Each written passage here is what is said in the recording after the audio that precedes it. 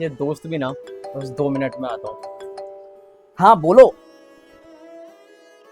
Mummy, अभी मुझे अपनी पढ़ाई पूरी करनी है, शादी नहीं करनी है। बस पढ़ ली जितना पढ़ना था।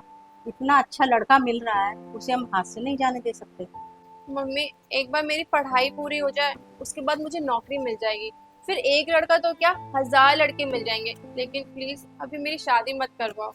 देख पूजा, तेरे पापा को गुजरे हुए 10 साल हो गए हैं, और इन पिछले 10 सालों में मैंने तुझे कैसे पाल पोस कर बड़ा किया है और इस जमाने की नीयत से कैसे तुझे बचा के रखा है, ये मैं ही जानती हूँ। पर अब मेरे कंधे थक रहे हैं, मैं और तेरी जिम्मेदारी नहीं ले सकती, इसलिए तुझे शादी के लिए हाँ बोलना ही पड़ेगा। अच्छा, आज मैं आपको इतनी खल रही हूँ कि बिना मेरी मर्जी के आप मुझे किसी और के साथ बांध रहे हो।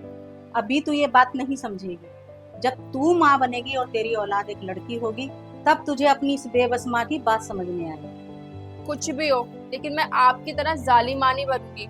और करवाओ मेरी शादी, उसके बाद आप मेरा मरा मुंह देखोगी।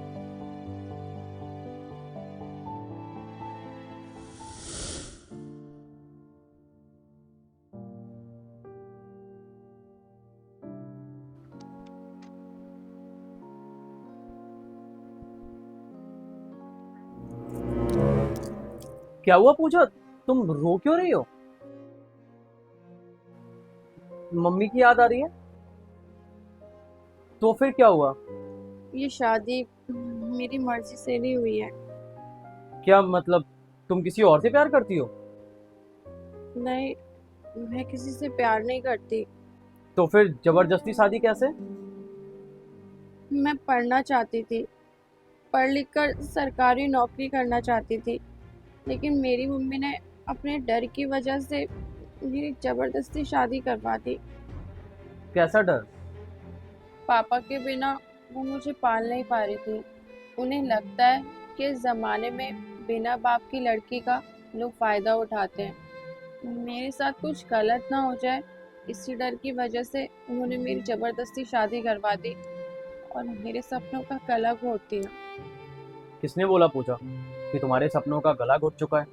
अरे जिस आसमान में तुम अपने पापा के ना होने की वजह से उड़ नहीं पाई, आज से उसी आसमान में अपने इस पति के साथ पर फैलाकर उड़ना, वो भी बिना किसी जमाने के डर से।